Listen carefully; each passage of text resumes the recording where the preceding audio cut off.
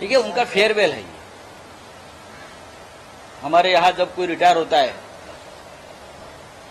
Retirement की घड़ी आती है, तो उनको डिसमिस किया जाता है जनता की तरफ से। तो इस प्रकार से फेयरवेल में लोग जमा होते हैं। मोदी जी का ये चुनाव आखिरी है, मोदी जी चुनाव लड़ेंगे। चुनाव में क्या निर्णय होगा मुझे मालूम नहीं, वाराणसी की जनता क्या निर्णय लेगी, लेकिन मोदी जी प्रधानमंत्री नहीं बनने जा रहे। बस इतना मैं कह सकता हूँ।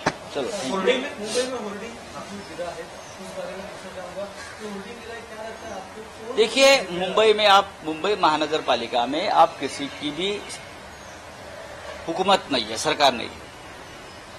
भारतीय जनता पार्टी एडमिनिस्ट्रेटर के माध्यम से यहां मुंबई महानगर पालिका चला रही है 3 साल से। तो मुंबई में आज जो भी हो रहा है उसके लिए बीजेपी और शिंदे गुट जिम्मेदार है। कल हुआ 14 लोगों की मौत हुई है, उनके हत्यारे बीजेपी और शिंदे गुट है। हे तुम्हाला आवाज होते मी ठेवतोय, नंतर वर घेऊन जातो, ठीक आहे? याचा उत्तर द्यायला पाहिजे देवेंद्र फडणवीस यांनी। त्यांनी ताबडतोब या संदर्भात एसआयटी स्थापन केली पाहिजे आणि या गुन्ह्यावरती गुन्हा दाखल करून याची चौकशी ईडीला दिली पाहिजे। त्यांच्यामध्ये थोडी जरी नैतिकता असेल देवेंद्र फडणवीस यांच्यामध्ये, ते आमच्यावर बोलतात ना, तुमच्या खाली काय जळतंय ते बघा, कसला धूर निघतोय। हे 800 कोटी आहेत, लवकरच मी अजून 800 कोटी 1000 कोटीची प्रकरणं नाशिक महानगरपालिकेतली देणार। नागपूर महानगरपालिकेचा घोटाळा माझ्यासमोर आहे,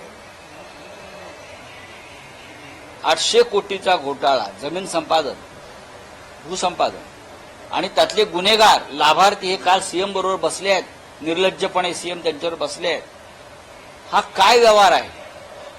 हा पैसा कुठे गेला? हे मनी लॉन्ड्रिंग आहे। पीएमएलए कायद्यानुसार या ठक्कर, मनवाणी, शहा यांना अटक करून त्यांची स्टेटमेंट घेऊन हे पैसे कोणापर्यंत पोहोचले मंत्रालयात, नगरविकास खात्यात, त्यानुसार या कारवाई होऊन एकनाथ शिंदे हे यातले खरे गुन्हेगार आहेत।